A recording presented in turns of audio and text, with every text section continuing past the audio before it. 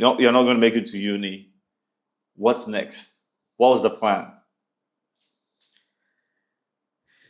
I started. Well, let's put it this way: it was football that kept me going. Okay. Like I realized that I need to really be like focus on, because that's what I wanted to do in the first place. Mm-hmm. And like I started, I actually did my I did a coaching course. Okay.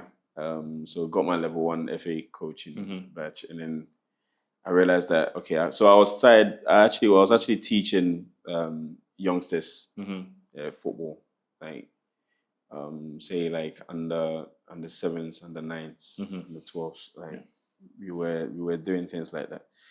Then I just wanted to get involved. Like I said to myself that whatever happens, even if I don't play football, I want to get involved, whether as a coach, whether as a like something. Yeah. So that was my next move, like to concentrate on that. Okay. So then that was around 21, 22. Yeah. And by 26, you're being sent to Ghana.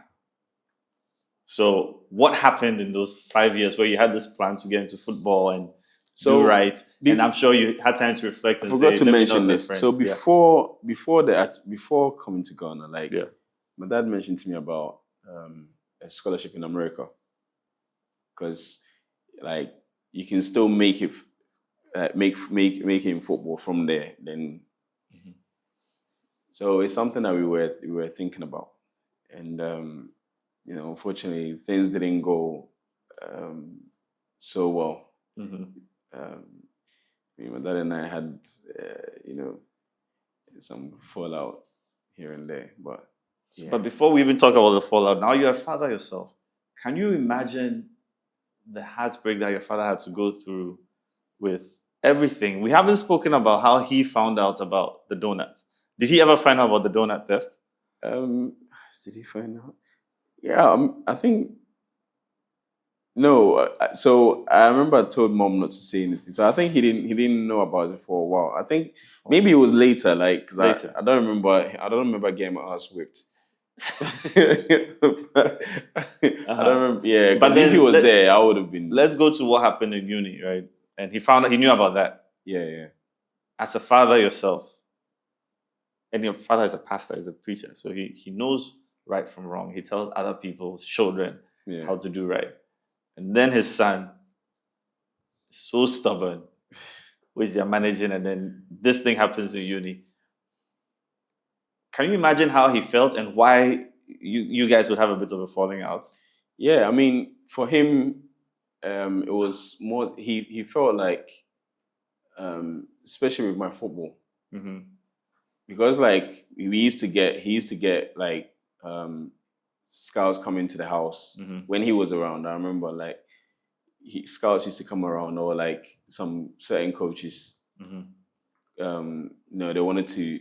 They wanted me to play for their team. So he was very, because he saw me to be as good as, when he see Danny Welbeck, like all these some of these youngsters, he's like, and he's a Manchester United fan. So time you see Danny, he always thinks of me. He's like, this could have been you. So you think he was disappointed in how you were wasting your potential? Yes, he was, and he used to tell me, and I for that I always understood. Did you understand then, or now you understand? No, even then I understood. So why couldn't you stop getting out of your own way? Why couldn't you just... No, I understood when this was like the aftermath of everything. After... Yeah, like everything, and then... After we're coming back to Ghana, or no, so you understood before so when me and my dad started moving around, like, because I think we got to a point where like he wanted to, I think we tried to give it a go, because me and my dad wasn't really that close.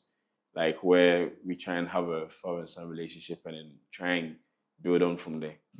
And it just didn't go as well as it should.